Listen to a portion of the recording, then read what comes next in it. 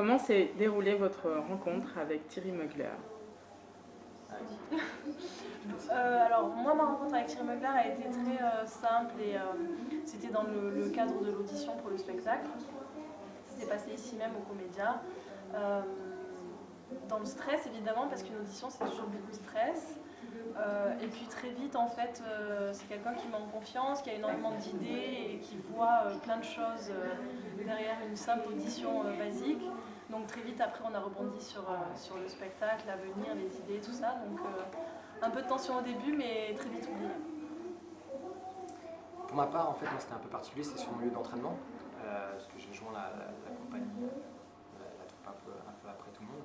Et donc c'était donc dans la salle de Rony, au cirque de Rony. Et c'était un petit peu aussi une forme d'audition pour moi. J'ai en fait montré un petit peu de quoi j'étais capable sur certaines disciplines que je fais en cirque.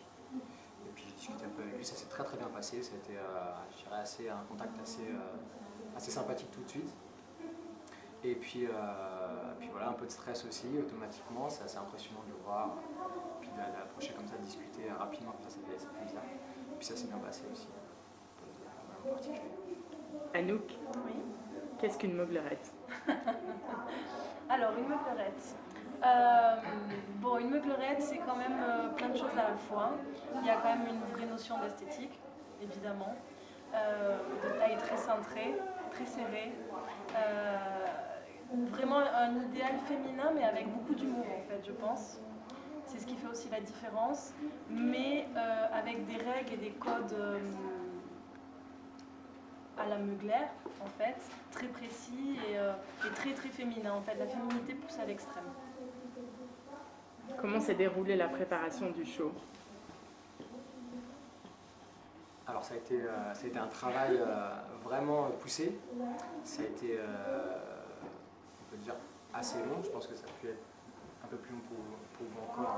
Moi je suis arrivé après. Mais c'était très intéressant. On est passé par plein de choses, par de la recherche, on est passé par du travail aussi bien précis, technique que vestimentaire, que plein de calages au niveau de la technique.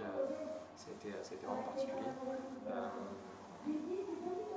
Je sais pas ce que tu peux... Oui, ça a été, comme dit Julien, beaucoup de travail, beaucoup d'émotions. On a ri, on a pleuré, on était très heureux, on n'avait plus envie d'être là.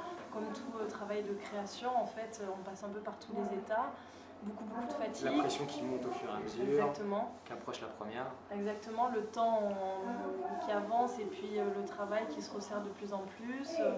Les temps de répétition de plus en plus longs. Il y a un soir où on a fini à 3h du matin, on ne savait plus où on habitait, on ne savait plus comment s'appeler. Mais voilà, avec un timing précis. Et donc vraiment beaucoup de choses, beaucoup d'émotions, plein de choses.